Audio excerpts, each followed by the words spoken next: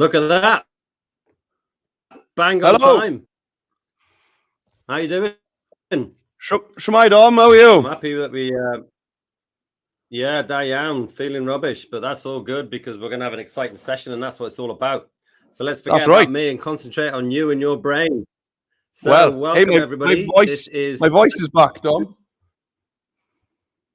Yeah, I know that. Sound less like Norman Price and more like your good old self.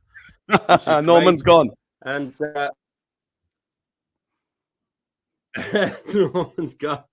Well, welcome everyone. Thank you very much for coming. Really appreciate that. I appreciate you've had a long day, as has Meredith as well. So we did the first session last week. We started on unit 3. We did a bit of things like unit 3. Sorry about that.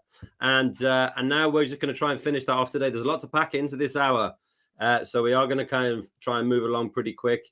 Meredith, I think maybe your video is lagging slightly, but I don't think your voice is, so that's fine. Okay. Yeah. Right. Well, let's kick off with let's get some slides up. Yeah, great. So you're on the slides there, Dom. So let's move on. Here we go. So just a quick reminder, if you weren't in the last session, well, I mean, why? But if you weren't there, this is our fake scenario because we can't use the live scenarios that WJC are using at the moment. And I was scared to use the SAM as well. So I just made up this Cal on a Cum scenario. Okay, so it's like a community center, cafe, flexible space type of thing. Okay, so in the last session we went through the basics of editing in Rush. So today we are going to look at the more advanced stuff. But before we jump straight into the advanced stuff, I do want to talk about aspect ratios, or otherwise known as dimensions, because this is really nice in Rush. And actually, just before you crack on there, just to clarify for people who might be like, why did they use Rush? The idea being that you know, making the majority of the video in Rush before you bring it into Premiere Pro is a much easier way to stop yourself having a heart attack and your students as well. So that's why we did that. So we'll be going into Premiere Pro today. Yeah, absolutely. Yeah, Rush just kind of Rush just helps you out more. It'll kind of guess what you want to do, and will do stuff for you, rather than Premiere Pro will assume that you are a pro and that if you're doing something crazy, that you must be intending to do something crazy. So yeah, you're right. And so in Rush, there's a lot of things there that are just going to help you out. And one of the things that's great is aspect ratios. Are you still on that slide, Dom? Yeah. Yeah. Sorry, the cleaner came in there. So on the slide, we're all about. we can see the three main aspect ratios when creating social media videos. So we've got good old widescreen on the left hand side, also known as horizontal or landscape. I'd prefer widescreen, but you'll see all three being used. Then on the right hand side, you've got vertical videos, which as we all know are becoming far more popular because of the way we hold our mobile phones. This is also called portrait. So you'll see it called kind of portrait mode or vertical video. And in the middle, we've got the kind of best and worst of both worlds, which is a square video. Now, in the planning documents, your students should really be talking about which aspect ratio they'd like their video to be in. And that's obviously going to be influenced by which social media platform they're intending to post this video to. So there's a lot of good stuff they can talk about in their planning there when they're talking about aspect ratios. Now then, what's really nice about Rush is how Rush lets you change aspect ratios. Now, I don't want to over-egg this, but switching aspect ratios in Premiere Pro in the middle of a project is a horrific experience. Nightmare. Yeah, it's horrific. You basically have to resize every clip manually and reposition everything where you want it to be. Okay, so I just want to go through how lovely that experience is in Rush. It's so nice that you don't even really need to decide before you start editing. So as you can see, if you switch over to my other screen then, Dom, please. All that, it's good. Lovely. Here we are on Rush. So on Rush, as you can see, here's the project that I worked on last week. I've just kind of done a bit of homework on it. So I've added more text, so that I've got kind of text going through the whole project. And I've added transitions between all of the clips because I'd only done 1 or 2 last time, if you remembered. Okay, so but this is pretty much exactly what I did last week during the live session. Okay, so if I wanted to change the aspect ratio, so this is currently in widescreen. So if the students are going to post to YouTube, certainly widescreen would be the most suitable aspect ratio. If they're going to post to Facebook, you do see a lot of widescreen videos on Facebook. But then if they're talking about Instagram, Snapchat, especially something like TikTok, then they'd probably want to look at different aspect ratios. So let's see how easy that is. Over on the right-hand side, under your video player, you've got this little icon here, change sequence aspect ratio. Okay, so if I click on that, it'll give me 4 options. Got 16 by 9, 9 by 16, 4 by 5, and 1 by 1. Okay, now to be honest with you, 4 by 5. Who uses that? Yeah, that's a bit of a funny one, to be honest. That's one that I've never really come across. But you know, who am I to tell Adobe that? But you know, the 3 big boys really are. Here we are. 16 by 9 is a classic widescreen, and then obviously flip that on its side is 9 by 16. This is your vertical video or portrait, and then over on the right-hand side here, 1:1 is obviously a square project. Now then, if I was going to change this project from widescreen to vertical, it would be fair to presume that I'm going to have trouble with my text, for example. Yeah, that it's going to kind of chop it like this or something like that. But Rush is really clever when we're switching aspect ratio. So if I just switch from 16 by 9 to 9 by 16 here now, you'll see that it automatically has resized my text so that it's not hanging off the edges of the frame. Now, obviously, if I was going to do that, you know, I find that text a little small. So if I was going to use vertical video, I'd perhaps split this text down onto 2 lines so that I can get the text a bit bigger. But as you can see, it's done a tidy job. But that's not all, okay? There's something else which I think is really awesome. This second clip here, as you can see, okay, my second clip is the handover of a coffee cup, that clip, yeah? You see that clearly, Tom? Yeah.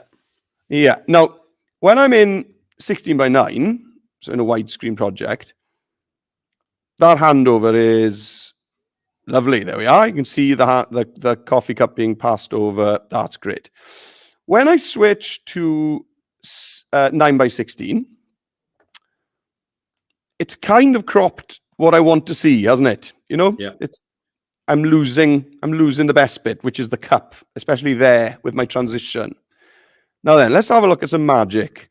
If I double click on that clip, and it's not that at all, sorry. If I go to my effect, if I go to the effects on the right-hand side here, okay? So click on the lightning bolt. This is really awesome, okay? I'm expecting comments on this in the comments, okay? Now then, this clip here, if I tick auto reframe, it can't be, surely. But if I do tick it, look at that. Oh, he's only going to pull it off. Well, it's not me. Rush uses some kind of artificial intelligence. It works out what the most important part of the frame is, and it makes sure that that's centered. So now if I scrub that clip, look at that. Yeah, very nice. How clever is that? Yeah. Show them quickly out the manual way to do it using that crop, you know, the sort of crop tool on the right-hand side. Yeah, so you could manually do it. I mean, one way of doing it manually is to just double-click on the screen. Yeah, and you will get those. And then you can just drag your clip about. Okay. And Chesterman coming in with a wow there for your auto reframe. You got comments. Nice one, Annette. Appreciate that. Yeah, thanks. I know it is. You know, It is. There's not much exciting going on in schools at the moment, so that's got to be. But that is the thing. One thing I will say is, for anyone, you can watch the last week's as well, but it is really important to use the media encoder to make sure that all this scrubbing and your clips and stuff. If you don't use the media encoder, that is, your rush experience is far inferior. And actually, I did have a question. We've got all sorts of comments here. People are coming in with O's and starry eyes. This is cool. We do really appreciate the interaction. Actually, you honestly, it helps more than. But one of the questions that we did get is, when you use the media encoder on all your clips, and people can look back at it, you used the Apple 32, didn't you? I used hang on, no, 422. So it's Apple ProRes 422 LT. Right. The question I got was, if you're on a Windows machine, would you still do the same? Yes. Yeah. That's what I thought, and I just wanted to check with you. Yeah. No. So to do with Mac or Windows, is it? It's just like a particular ratio and things like that. It's just So basically, Apple just came out with those ProRes codecs as a way of decompressing video files to make them nice for video editing software to handle, basically. That's cool. So as you can see behind me, all the kids in class with us, we all work on PCs, and they all followed that. And these are by no means super-powered PCs, and it made a huge difference to do the transcoding. So right, don't skip crack on. Loads to do. Come on. Yeah. All right. Okay. All right, Dom, you asked the question. Come on. Right. So here we are. Keep going. Yeah. So I've switched there to a square project, as you can see. Okay. I'm just going to go back to 16:9 for now, because it's what I like. But I just wanted to show you that, because I think that's really fantastic, how you can switch aspect ratios. And that's another reason why you should start in Rush and finish in Pro. Exactly. Yeah. You wouldn't be able to do that as easily at all in Pro. Okay. So, right then. So if you switch back to the slides for a mere few seconds. Look at that. You worked out on those. Look at it. Look at this. Dream of making slides like that. Look at this slide that I copied and pasted from last week's. Right. So here's what we're going to smash out in this lesson. In this session, we've got the custom logo we need to make. Okay. Then underneath, we got the voiceover, and then sound design, and then obviously again solid basics. So this is really, really important. Don't skip that fourth one. There's no point throwing logos and sound design and all the cool stuff to have a bunch of typos in your titles, because if you've got a load of clangers, typing errors in your titles in the text, then that can't really go up into that fourth mark band of a professional outcome. So that's what I mean by the solid basics. Okay, clean and simple and get it right, then try and do mad stuff. Everything we did last week has to be, carefully done before moving on to the fancy stuff. Otherwise, there's no point. Yeah. Okay. Anyway, lecture over. Right. Let's bang out the logo for this Cal on a Cum. Now then, I'm going to controversially use Adobe Animate to make a logo, because Adobe Animate originally was a drawing package when it first came out, back in the 80s under a different name. Now, the reason I'm doing this is obviously they're going to need to be drawing a lot in Unit 2 when they're working on the animation. So really, why learn two different drawing apps? Why learn to draw in Illustrator and in Animate for GCSE? Because we're all pressed for time, and they're so different as well. The skills, the drawing tools in Animate and Illustrator, they're not like, they're from different planets. You'd think, they're both Adobe, they'll both be the same. They're absolutely different. So it's up to you, of course. You can use Illustrator, whatever, doesn't matter. But personally, I see the sense in learning to draw in Animate, because you can use that skill again. Okay, so over I go. Here it is. I'm on Animate. Are you on my... You're not on the slides. You're on the... Of course I am. Of course he is. Right, so... I am. Of course he is. Right. So here I am on Animate on the home screen, and I'm going to create a super swift logo for Calonacum, which is our coffee shop / community center / flexible space. Right, so I'm going to click on Create New on my animated dashboard, and there we are. There we are. Here it comes. Hamsters in the background, powering Yeah, there it is.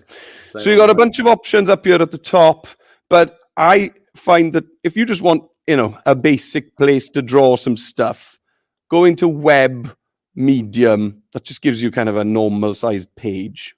Okay. And also if you're for the unit 2, you're going to want to be there anyway, because it has to be HTML5 canvas. We're not going to get into that today though, because we're not doing unit 2.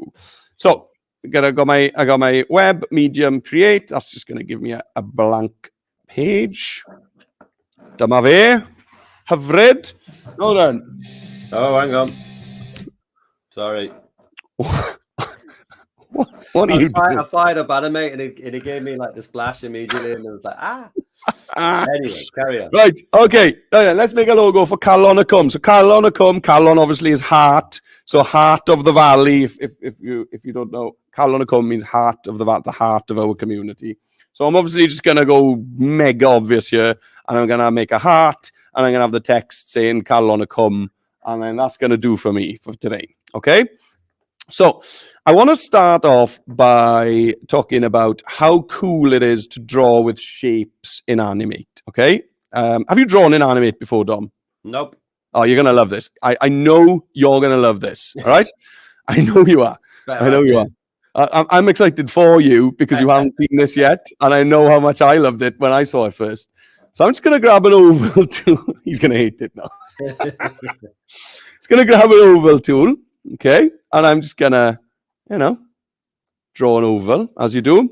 Okay. Do you have to press shift in order to get a perfect circle? I could have, but I'm not. This is going to turn into a heart, so I'm not. You could have held shift to constrain the proportions, but I didn't there. Okay, now then, here's my circle. Okay, now if I switch over to the selection tool, this guy. If I come to the edge of my shape, I can actually kind of push things around.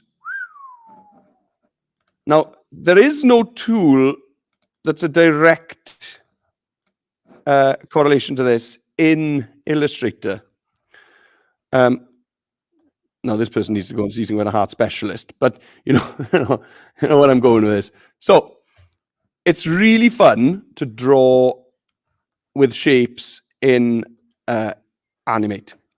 Okay, you can create some really cool shapes. If you want to add any points, you just need to option. So that's Alt click. If I Alt click, it'll give me a sharp point. Okay, this kind of thing. So you can create nearly any shape you want from just these basic shapes here. Okay. For example, when we draw trees, I just tell my students, right, just start off with a rectangle, okay? And then just start pushing the points around, grabbing some curves, this type of thing. All right? So you can make some really cool shapes. Now then, also, I'm just going to quickly show you the fluid brush because I like this guy too. So the fluid brush is this first brush here with a kind of circle under it. So I'm just going to grab the fluid brush, maybe change my paint down here to something more heart colored. And I'm just going to draw a really simple heart. Now, you can see with the fluid brush, it really gives you interesting tapers to your lines. Can you see that there, Don? The brush looks very different to my fluid brush. It could be down to the settings. Yeah, that's fair enough. So over in the properties panel under tool, you'll have here we go. See, so I've got these options here. The way it finishes off at the end, taper. There you go. Yeah. So if you're getting that, it's because Animate always remembers how you like your tool set up. So this is just stuff, I'm not using like a vanilla version of this. It's just saved my settings over the last year. Okay, so to fill that, I am going to want to use the paint bucket, okay? But you could just click in the middle there. But I think your paint bucket's going to work, I think. But mine, I'm in something called object drawing mode. This little button here. That's all that means is that everything I draw, you see there, that it treats them as separate objects. Right. So I've got two objects making that heart because I clicked and dragged twice.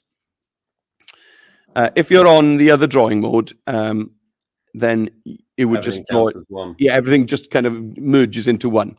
So for me to get back to the same situation as you, I just need to break these apart. Okay, so right click, break apart. Okay, so now I can just grab my fill tool, go for a different color, just fill that in there. Okay, fine. All right. So you got two ways of making that heart. We had a look You've at. got to make sure that it's an enclosed space, which is why you overlap the edges.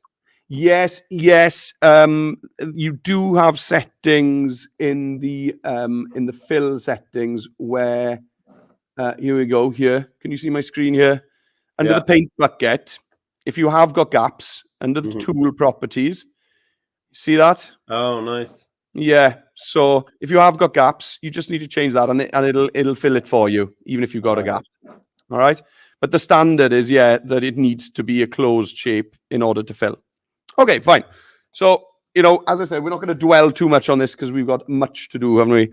So, next, I'm just going to have the name of the place, Calonacum. So, I'm going to grab my text tool from the left-hand side. Are you making one at the moment as well, Dom? Yeah? Yeah. Oh, I can't wait to see this. Okay. I'm very excited. Right, so I'm just going to type Calon. I'm going to go down. Like that. Okay. So, and then just like in any, anything, any app, on the right-hand side, I'm going to change font because that's a really strange font. So, paragraph. Ooh, it's a bit ransom notey, isn't it? I'm going to go. Good call. Oh, there you go. Calonacum. I'm watching Happy Valley at the moment. Bloody hell, it's a bit like that. Oh, it's scary, that, isn't it?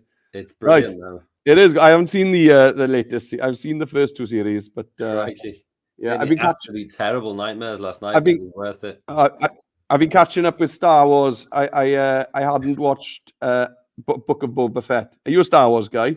Oh, let's move on. Come on. Is that a yes? Is that a yes or no? You must be joking. Oh, really? Yeah. Oh, I thought you were cool. Right. Okay. You were wrong there then, weren't you? Yeah. Right. Okay. Right. Okay. So I've settled on a font, and that's pretty quick for me because I usually go font browsing for a while. Now then, here's my text. Now, what I always like to do when I'm making a logo is to make changes to the fonts, kind of make it your own. So what we're going to do is with this text box is we are going to use the transform tool, the free transform tool. Okay. And I'm going to right click on that text box and I'm going to break it apart. The transform you with me? Tool. Oh yeah, the free transform tool. Yeah, right. Actually, I don't think you need to be on any specific tool, but thinking about it. So just right click on your text box and break it apart. Yeah. So now it's actually broken that now into separate text boxes for each letter. Yeah. Now with the free transform tool, and I love doing this. I'm just gonna drag my letters about and customize this a little bit. You all right? Yeah, it's broken them apart. Yeah, you need to be on the free transform tool now. Yeah. And click on each box separately. Oh, yeah. Yeah, go on, keep going.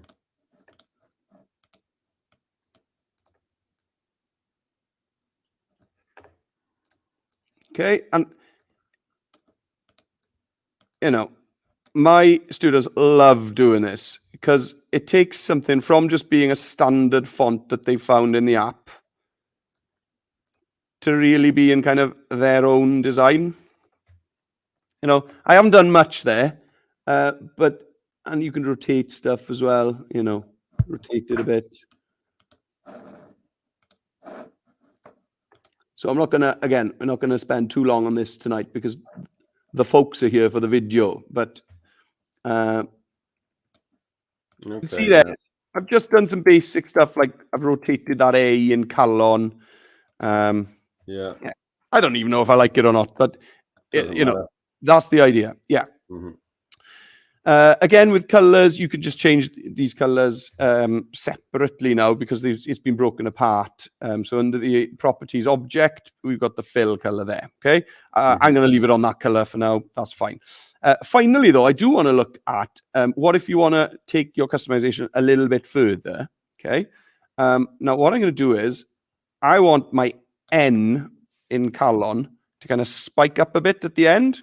So I'm actually going to break this apart again. So I'm going to break this, just this letter apart. Okay. And you see, it gives me like this little polka dot thing on over it. If I click away from that and go back to the selection tool, which you'll remember we use to pull our shapes about. Yeah.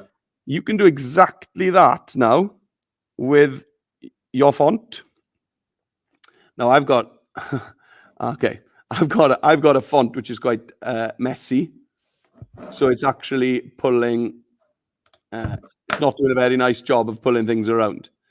Have you got a kind of a solid font? Yeah. Yeah. So maybe yours will be a better example than mine because I haven't got any straight lines. Because this is quite a kind of a rustic font, if you know what I mean. You got something nice to show us? No. Okay. Well, we'll move on from that, and that's something I'll be going over that in the Unit 2 logo design as well. Anyway, so we can spend longer on that. Okay, so I like this; it's good. I think I'm not 100% sure where I'm going to be putting this, so I think it would be a nice idea for me to have some kind of background shape for this, so that I can, you know, layer on stuff without worrying about the background color. So I'm going to add another layer underneath this. So here's my layer 2, drag that to the bottom. Okay. And in here now, I'm just going to grab my oval tool again. I'm going to pick a different color. And I'm just going to make a nice big oval like that. Okay. I don't want this black stroke. So on the right-hand side in the properties object panel, I'm just going to click on stroke and click on this teeny weeny little transparent icon here. Okay, so that's gone. Okay. And then back with my transform tool, I'm gonna push this oval around just to make a more interesting shape as a background for my logo.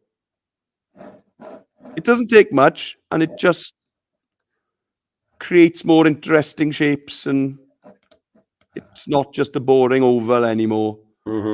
It's something that I've created. It's mine. Right. I can see how this could get quite addictive. Yeah. Okay. Are we done? Are you done? I am sort of done, yeah. It's just getting used to it, really, that's all. Yeah. So, you know, there's a lot of fun to be had in drawing and animate, and the tools are really different to Photoshop and Illustrator. Yeah, they really and yeah, there's some really kind of funky stuff in there, like we've seen today with these pulling shapes about and stuff. Anyway, we'll be doing loads more of that in Unit 2. Okay, so for now, I think we better push on with this. So that's all I want to do now is I want to export this logo as a PNG, and I want to put it in the folder with my other assets. Okay, so do you want me to wait for you, Dom? No, you keep going, keep pushing. Okay. So to export it, quite simply, we're going to come up to the top menu, and I'm going to click on File, and let's scroll down to Export, and the top image there is the top option there is Export Image, and this window will appear. Okay. Now then, I've had this happen. These weird red dots, you won't get them. It's been happening to me this afternoon. So it's just something that's going on with my app. So that would normally show, a preview of my logo, and I'm presuming it's going to export it properly. Okay, now then, on your versions, you won't have a preset applied. So you want preset PNG 24, because 24-bit PNGs include transparency, which we can just see there in the bit that is visible at the bottom. And I'm going to click save at the bottom right. Okay, just to save that. It's going to ask me now where I want to save it. Well, I obviously want to say, let's give it a name. Okay, so cut logo, Calonicum logo. Okay, now then, where do I want to put this? I want to put it in my Unit 3 folder, and it goes. What kind of marks are there for the images, for the logo itself? There are no specific marks for a logo. But it can't be created in Express, isn't that true? It's true. That is true, because they want project files. Okay. Right. But you have to create original media to include in the video. Okay. So what, like I was saying before, what is more meaningful than a logo? If you remember the exemplar, the talent show exemplar, there was like some kind of Photoshop collage of 5 different photos stitched together, just a still collage. So for me, that was lovely, but it's not something I'd expect in a video personally.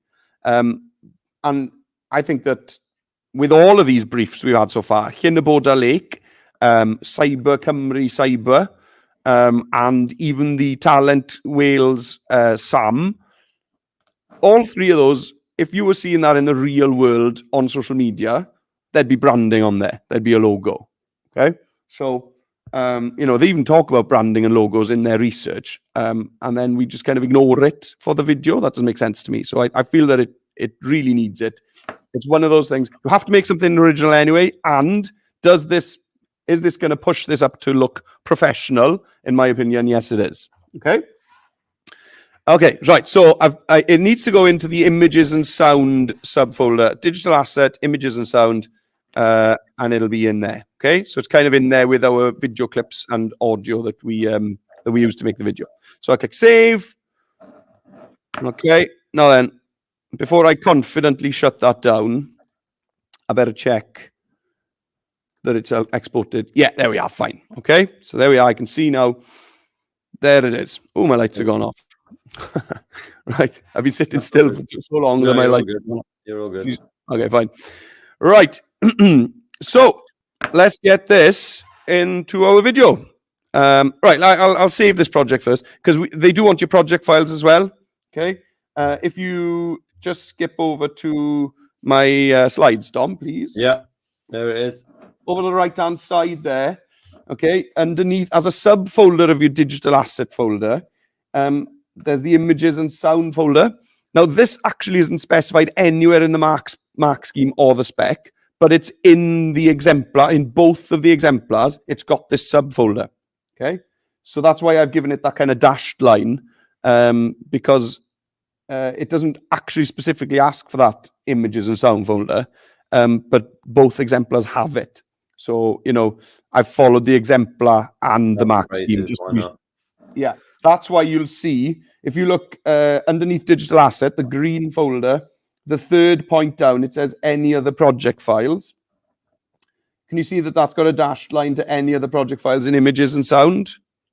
Yeah. Yeah, so that's why it specifically asks for the any other project files to be in the digital asset folder. So that's why I included it there in that green folder.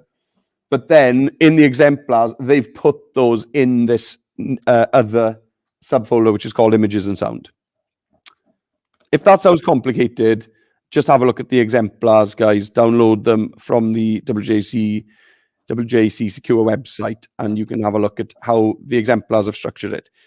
It matches up with what I've got here. Okay, fine. Back to my other screen, please. Yep. Hang on one sec. Okay. Okay, cool. So here I am on Animate. So this, basically, they're going to want to see how you made your logo. So I'm going to File, Save my logo, my Animate project. Okay, and again, I'm going to save this into the same folder, images and sound. Okay. And again, I'll use the same name here. Oops. Logo. Save. Okay, so your moderators then will be able to open this up and see all the tools that the kids have used to create their logo. Okay, fine. So I'm done with Animate now, so I'm going to shut that app down. And yeah, go on then. Right, I had something else open there. And I'm going to pop back over to Rush. Here we go. So let's get the logo into our project. Okay. So to add media, I'm sure you all know how to do that. Top left, we've got our blue plus. I'm going to click on there, and I'm going to add your media. And this is, I'm going to go to my folder. So it's in my documents, live, here it is, digital asset, images and sound. And there it is there, my PNGs. Okay, you can see it there, logo PNG. Yeah. Good, I'm going to click on that. And I'm going to add it there. I think you can drag and drop it as well. Is that right, Tom? You can, yeah. I'm going to try that because do you know what? I've never done that. Drag and drop. There we are. So I'm going to lay my logo, first of all, above everything. Okay, so I'm just going to pop it there for a minute. Okay, great. Now then, I'm lagging a bit. Yeah, I'm back in the game. Right, so here's my logo here. Okay, on there it is. It's massive. Okay. So I'm just going to double click on my logo. Okay, and I'm going to use these transform handles just to shrink it down. Oops. Yeah, I mean, I think I actually think that sometimes I do find that the crop tool on the right hand side, sometimes I find using the sliders easier somehow. Yeah, tell me where that is. Laggy on the screen. Tell me where it is, Dom. Oh yeah, the crop on the bottom right. This guy. Yeah, let's try that. Yeah. So I'm going to click on that, and I want the scale. Here we go. Let's start off with the scale here. Yeah. And then I'm just going to drag that down. Yeah, you're right. Dom's right, guys. That's why they pay him the big bucks. It's my only contribution for today. It's good. That'll do me now. I'll sit back. It's good. Right, so I've got it at that kind of size. There we are. I was lagging a bit there, but I think I'm back. Right. Yeah. So I'm going to put this in the top left-hand side corner. Now then, there is no wrong corner to put your logo in. It's acceptable anywhere. Okay, you'll see social media videos with these anywhere. Okay, again, I'm lagging a bit, so I can use these horizontal position, vertical position to just. Oh, let's move the wrong one. Oh, Juju. Right, let's try that again. Yeah, don't worry. Yeah. Okay. There we are. Brilliant. Now then, do you know what this kind of logo is called, Monsieur Trainer? Oh, stamp? It's called a bug. Oh, right. Didn't know that. Yeah, because it looks like a bug has landed on your screen, basically. Got you. So this is a bug. And if you can, it's nice to bring the opacity down on a bug so that you can kind of see what's going on in the video behind. Okay? Now then, I want my bug logo to be visible for the duration of my video. So I'm just going to resize this clip. Okay, like this. Lovely. But I want to see a large version of my logo at the end here. Okay, so I'm just gonna duplicate this. Right click, duplicate. Okay, and then I'm gonna pop that there. So sorry, why have you duplicated that? Oh, right. So I've got my bug logo, which is that tiny one in the top. Oh, and then you want to splash left. At the end. I want this. So we're going to call this, so this is sometimes referred to as a slate, because it's kind of giving us the nearly kind of, this is where you'd have your contact details, that kind of thing, at the end of a video. So, okay. So I'm going to get this guy back into the middle. Okay, and then I'm gonna increase the size. Okay, and I don't think I want any opaque. I want this to be 100% opaque, so not see through at all.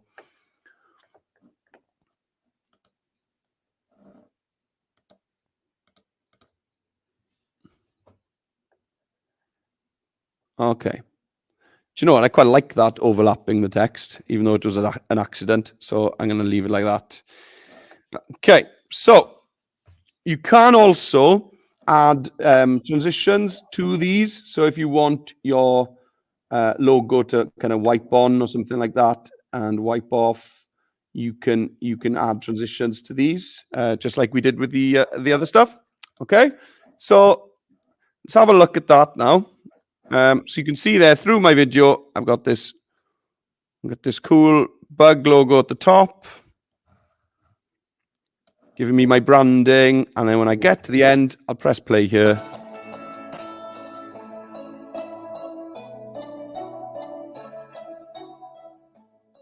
Cool. Right. The reason it's pixelated is because Rush is working hard here now to render all this stuff that I've been doing. Yeah, it's the same on mine as well. Actually. Yeah, when I export it, it won't do that. So it'll drop the quality just to give you better playback.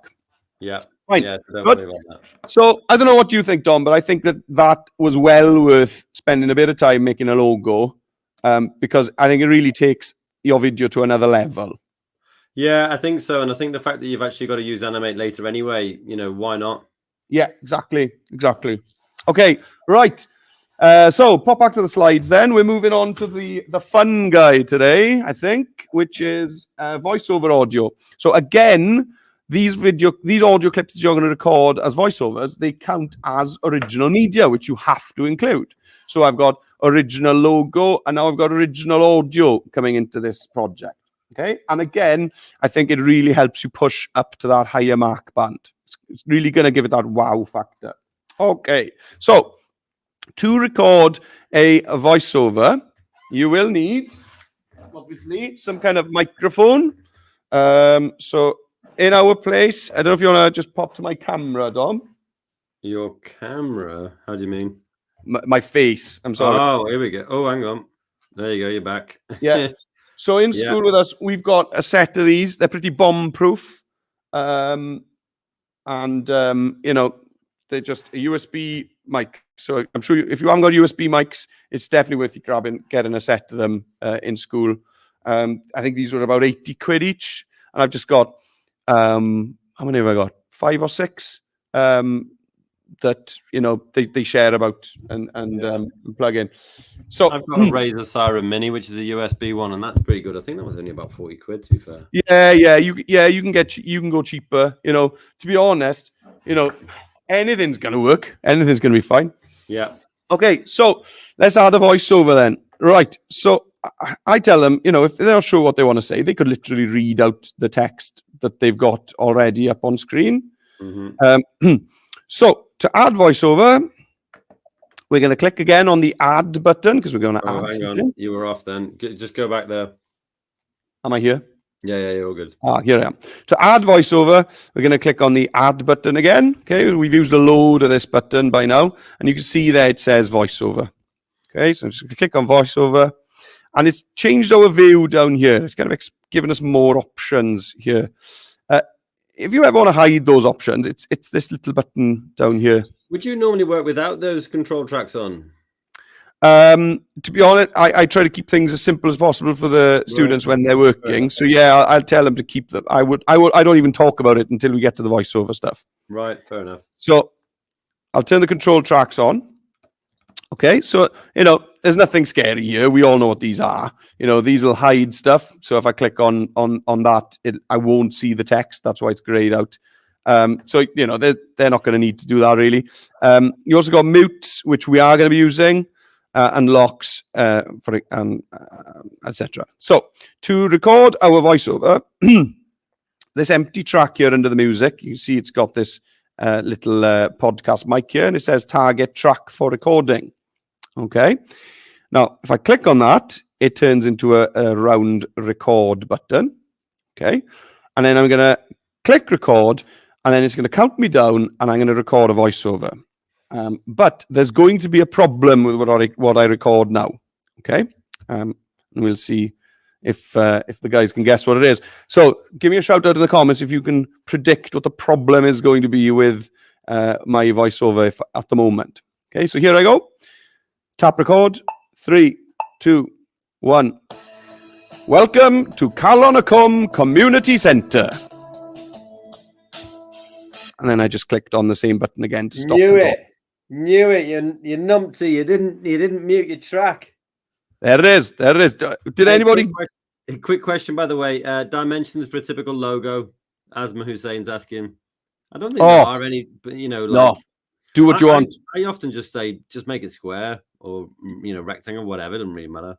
Yeah, exactly. No, do what you want. If I told you any size, there'd be some really famous logo that contradicts that. Yeah. So rectangle or square, that'll do. Can't go wrong with square, can you? But mine's a rectangle, also works. So no, can't go wrong really, I'd say. Okay, so now then, the problem that I've got is that I have recorded my wonderful voice, but it's also recorded the music over my microphone. So if I play that back. Welcome to Calonacum Community Centre. So I got this horrendous echo going on. But imagine if I wanted to move that to somewhere else. Oh my goodness. What's this going to do? That. Okay, if I play now. Welcome to Calonacum Community Centre. That sounds like your weekend covers band that you're in.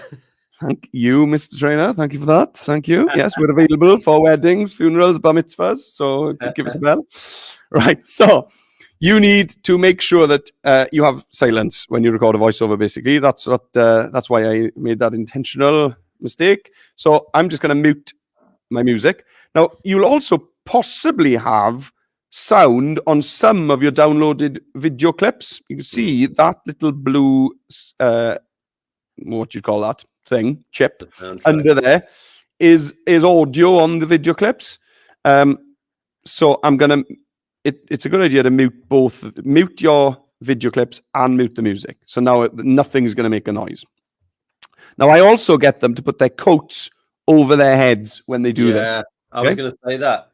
It sounds silly, doesn't it? But it works. Yeah. So 2 reasons. Obviously, I've got 32 in the class, so it's not going to be perfectly silent. So it just helps with that. But also, it cuts out the horrible kind of live acoustic of this room, and it makes it much warmer sounding. So let's do it. You saw it here first. Child star Dennis Jones with a coat over his head. Here I am. You might want to go full screen for this, Tom. Immediately, it's better. Yeah, so you can probably hear it just over this live stream that the audio is kind of warmer, and that you'd quite like. This is class. You'd quite like to hear me reading you a book at bedtime, So, I wouldn't go that far, but yeah. Right, let's go. So I'm going to start again. I'm going to click. I can't actually zoom in on the screen now because I'm using a hand to hold my coat. So I'm going to click on that record button down on the bottom left again. Okay, 3, 2, 1. Notice that I haven't rushed to start speaking. Welcome, croeso, to Calonacum Community Centre. And then I stopped. You notice as well that I didn't stop recording straight away because you don't want to clip your audio. Okay, so I'm going to play that back.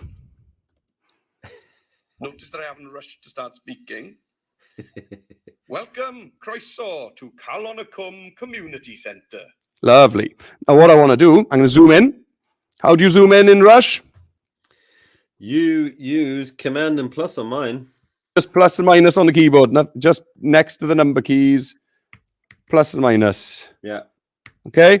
So you see what I'm doing here? As we did with the video clips, I'm just trimming. So I just get the good stuff. Okay.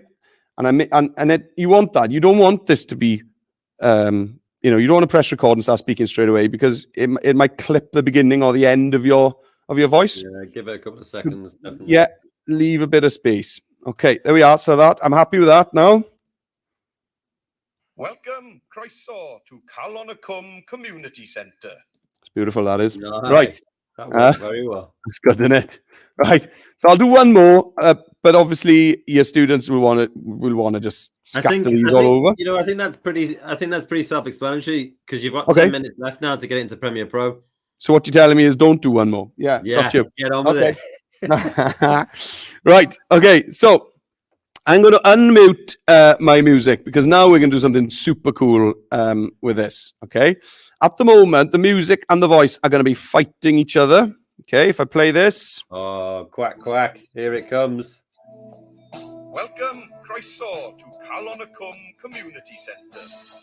Well, actually, my delivery was so good that it's not too bad. But, you know,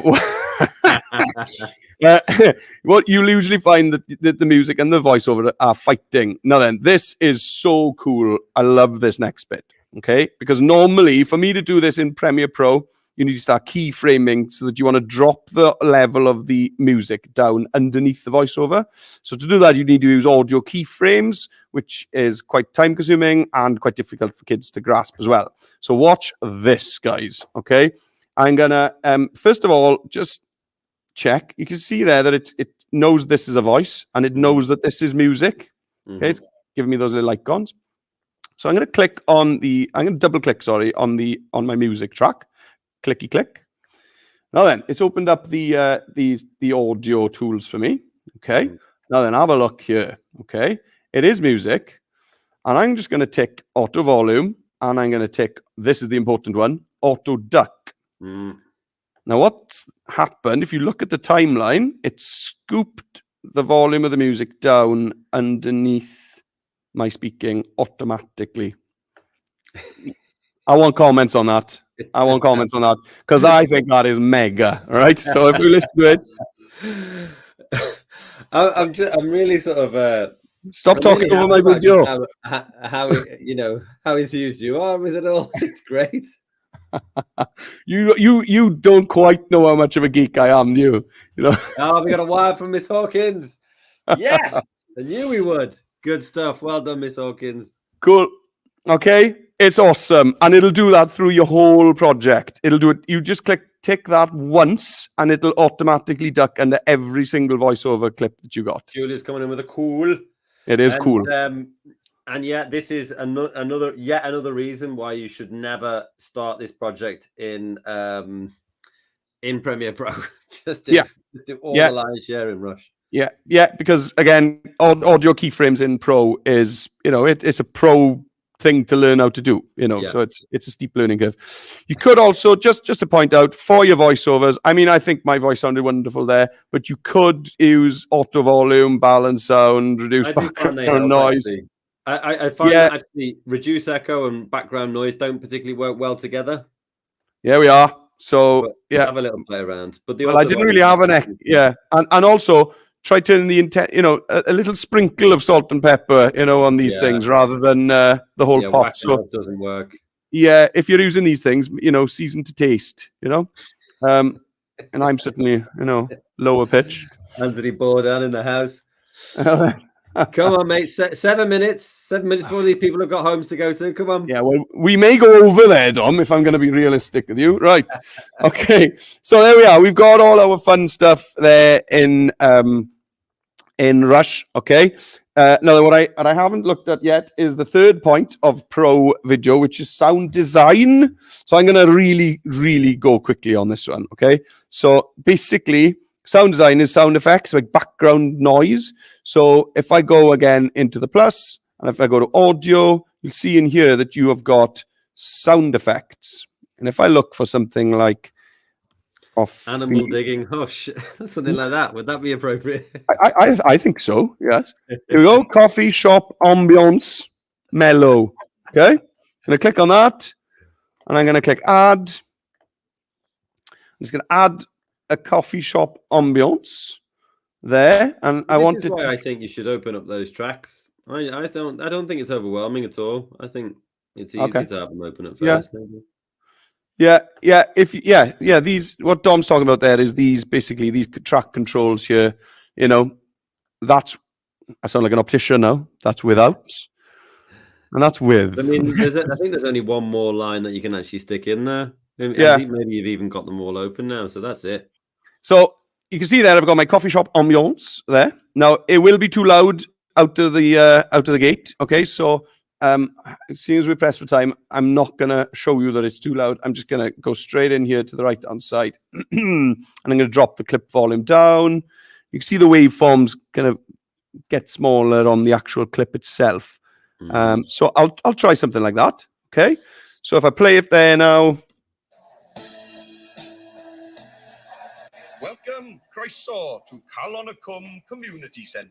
Okay, I'm not even sure if you're hearing that over because you can hear just about in the background, but I think it was still a bit too loud. So I drop. You really want that to be subtle. Okay, if they notice it, it's too loud. You know what I mean? It's if they go, oh, I can hear a coffee shop, then it's too loud. It should be nearly subliminal. And then here, I'd have some wind chimes going on here or something. You know what I mean? Yeah. You know your yoga. And then obviously I'd have, some lovely classical guitar playing here. Bit of gangster rap in the background. Yes, Vicky Vap going on there. And then I'd have some kids screaming, yeah. And then a bit of jibber jabber here, and then and you think that is part of the thing that is going to make it pro for those extra higher marks. Yeah. When they look at your refinement log and that you've got you there talking about sound design and looking for audio clips, it's just one of those tiny little things that pushes it up. But the important thing as well with all these pro stuff that I've been talking about in this session is they're all things that your students are going to absolutely love doing. Yeah, Rush. Rush is just a dream to work with. Yeah, I do to get the media encoder sorted. Yeah, I do think it's going to get people marks, but also it's going to really enthuse the students doing this. If you say, right, okay, we got one lesson today, and I want you to look at sound design.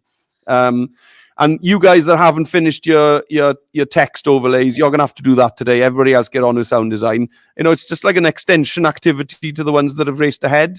And if the other guys don't get round to it, then it's no big deal, Yeah. But anyway, let's move on. Right, so here we go. So let's imagine that I've recorded a bunch of voiceovers and that I've got sound design all along. Great. Now I'm finally ready to open this up in Rush. So let's open it up in Rush. So again, just to reinforce, why do we need to open it in Rush? The reason for that is that you must send off You've got to, sorry, dude. Yeah. You got to send off Adobe project files to the moderator, and you can't send a Rush file in any form. So you have to send it off as Premiere Pro, as a Premiere Pro project. Okay, that's the reason. Otherwise, to be honest with you, I wouldn't touch Premiere Pro at all. I just do it all in Rush. Okay, let's go. So I'm just gonna. I think I could just leave it there, but.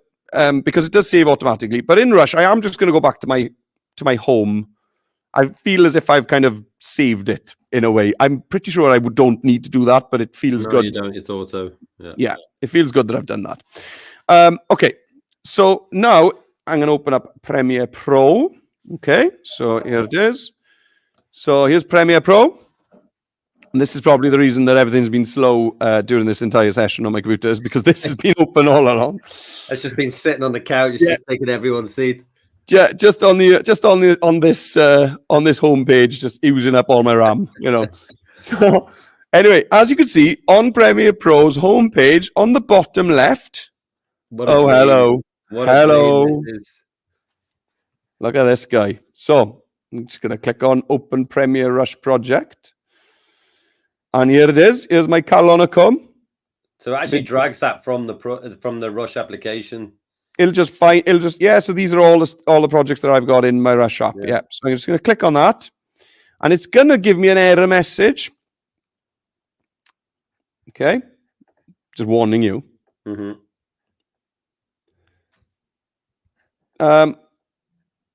It doesn't usually give me that error message. Let me try.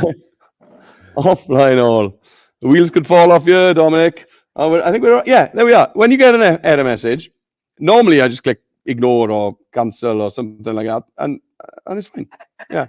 So you can see there. So here I am. So straight away, you can see this is a bit of a scarier looking app. Yeah. So this is Premiere Pro, guys. And maybe you're sitting there thinking, oh, that's not scary. But, you've got none of the nice tools at the right-hand side. If you want those tools, you need to go digging in to your effect controls and go into your effects browser and go through folders and all manner of things. So I hope you can see straight away that, this is, you're going to break stuff pretty easily in here. Anyway, here's my project, okay? So what am I going to do with it in in Pro? Sorry, I keep saying the wrong app name there, and I'm really sorry about that because it's not very helpful, is it? Okay. Okay. I'm sorry, Dom. I'm sorry. I can hear you grinding your teeth. Come on, Right, you're sending me a text. Sort yourself out. Right. Okay, now then, one little quirk that Pro has when it opens a Rush project up is that it puts the music and the voiceover, if I zoom in here, way down there. Okay? Now then, which is weird. Now, you don't have to do this, but if you want it to look a bit neater, what I'm going to do is I'm going to right-click here, and I'm going to choose Delete Tracks. And look, it'll ask me all empty tracks. Nice. And I may as well do the same. So anything that's empty, delete. There we are. Okay. Looks more similar to what we had earlier. Okay. Now then, the one thing I get them to do in Pro is video effects. Don't you remember we spoke last week about that video effects in Rush is probably its weakest point? Yeah. You do. Good. Right. So I'm going to add a video effect to this video clip, which is this microphone. If you remember, I turned it black and white last week, but it didn't really make much difference. What I want to do is I'm going to put a blur on that so that I can read this text better, easier. I don't know. All right. So I'm going to go to my effects here. Okay. So I'm going to click here in the bin, go to effects, and I'm just going to go to video effects. And you got there blur and sharpen. Now then, you've got a plethora of blurs to choose from. The standard blur used is the Gaussian blur. So I'm just going to drag that and drop it on my clip. Okay. And as you see, absolutely nothing will happen. Okay. Now, the reason for that is up here in the effect controls, we need to turn up the Gaussian blur. Okay, so here we go. You see, when you add the effect, it adds it with a blurriness of 0. I mean, why would it do that, Dom? That's just crazy. Useless. If you're going to add the Gaussian blur effect, you can presume that the people aren't going to want it at 0. You know? Can you cascade that back to your bosses at Adobe?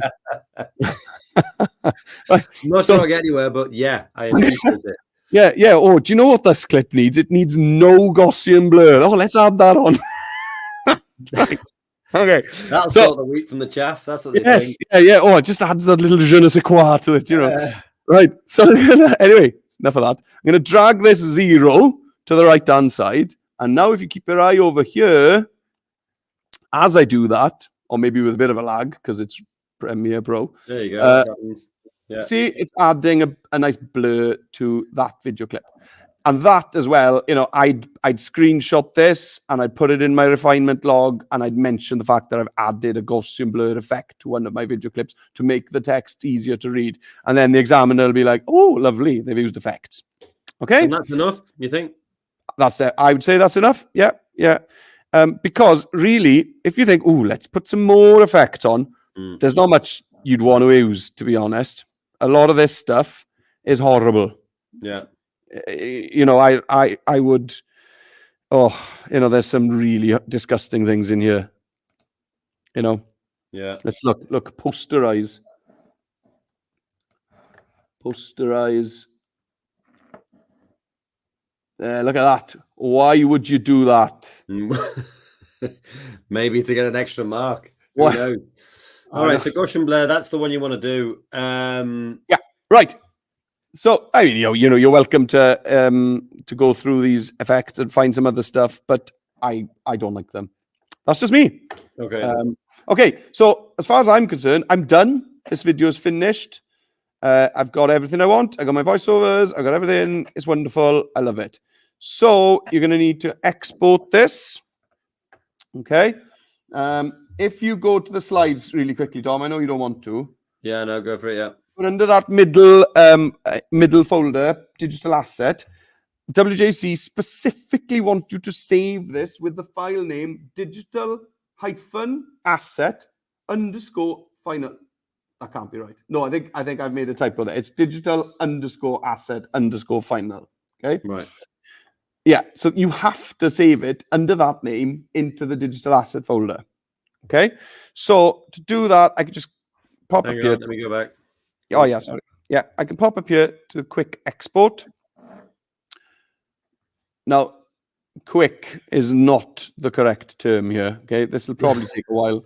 Okay.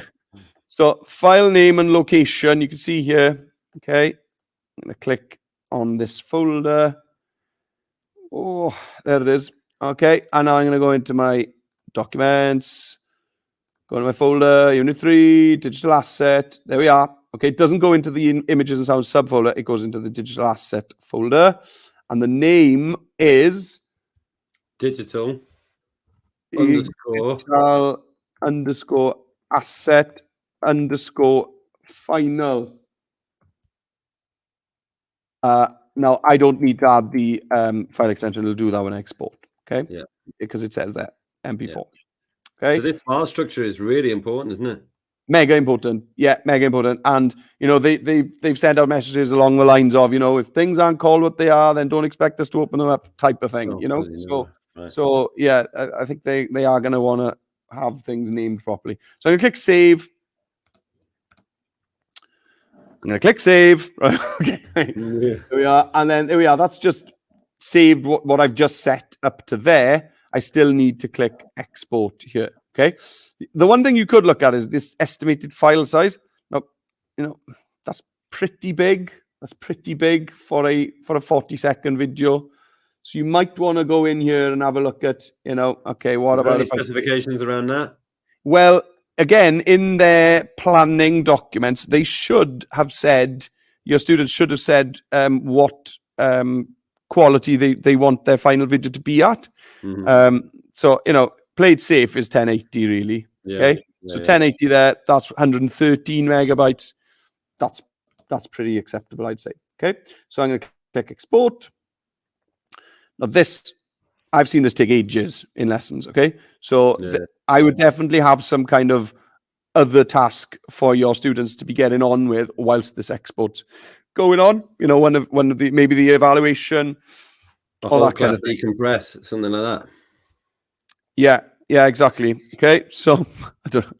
Now then, you'll also need to save this project because they're going to want this project in your in the digital asset folder. You can see there again in my slides under the digital asset folder. It says there Premiere Pro project file. Can you see that? Are you on the slides? Oh, you want me to be on the slides? Hang on. Sorry, yeah. Pop over to the slides. All right. You can see there, yeah, you need your digital asset, and then you need underneath that the Premiere Pro project file. Yeah. Okay, I'm actually going to cancel this export now, okay, because I'm not going to wait 3 minutes because I can't save anything at the moment. So I'm going to cancel that. Cancel. Yeah. Okay. So. Maybe before exporting, you get them to do this. That'd be better, wouldn't it? So I'm just going to click. So this obviously is a new project in Premiere Pro. That's why it says it lets you save, because this isn't now going to save back to Rush. Your Rush project is like a time capsule. Once you've opened it up in Pro, the changes you make in Pro aren't going to be visible if you open this back up in Rush. So they're completely two separate entities now. It's kind of a. Yeah, it's a fork in the road, basically. Once you open it up in Pro, you've kind of got two instances of this project, one that lives in Pro and one that lives in Rush. So it is a good idea to really make sure that stuff is solid in Rush before opening it in Pro. You know, you don't want to open it up in Pro and have them export their video and for you then to tell them that they've got typos all over the place, because then they're going to have to fix it in Pro, which is going to be more of a challenge, you know? Does that make sense, Dom? Yeah, totally. Yeah. So you wanna make sure that, you know, once you're stepping from Rush to Pro, that you are confident that, yeah, okay, that's all I need to do is add that blur or add whatever effect you're going to add and save. That's it. You don't want to be doing anything else in Pro. Okay, so I'm going to save. Save. Okay, I am going to do save as then. Fine. Yeah, it's automatically assigned it to. It's put it in. Yeah, it's put it into a crazy folder. So I'll do save as. Okay, and I'm going to go to again my documents, Unit 3, and this goes into the digital asset and not into any subfolders. Okay, so it doesn't tell you what you should save your project as. Okay, so you know I wouldn't save it as digital asset, because that's a bad name to save a project as, because it doesn't really tell you what anything is, does it? So I'm going to save this as Carl on a Cum video. I think that's a really sensible name. I'm going to click save. Okay. So there now you'll see in the digital asset folder, I've got my Carl on a Cum project. Oh, it's probably not got the end of this because I quit. Yeah, see, I haven't got the end of it because I cancelled the export. Yeah. Yeah, and there we go. Okay, so we have just finished all of that, basically. I'm really sorry that we've gone 10 minutes. Oh, don't worry. I think people are captivated, so that's good. And I think it just really is important, isn't it, to say the less you do in Premiere Pro, the better, because the chances of messing things up in Premiere Pro are just really high. Yeah.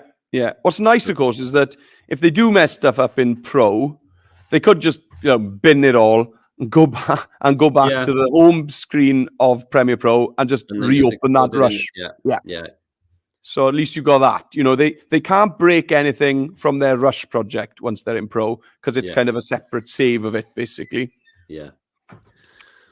Cool. Right. All right. Well, I think that was it. That was an epic session, which leads us directly onto Unit. Get it 2. right. 2 next week. Thank you very much to Meredith. I mean, it is a big job to prepare all these things, so we do really appreciate him doing that. Did any questions come in, Dom? We had loads of comments this week, which was great. And people were asking questions about Rush and Pro and dimensions for logo and stuff like that. Oh, cool. Yeah. So I think we've and Miss Hawkins saying thank you so much, and we do really appreciate you coming, because we know that it's a long day, and she says it's really helpful. But one of the things that we do ask is, please do. I mean, there are more than about 50. We've got about 50 teachers signed up for these videos now. There are more than 50 DigiTech teachers, in the country. Please do spread the word, because we do need numbers to make sure that we can keep this going and into next year as well. And then maybe if we can do A-level help as well.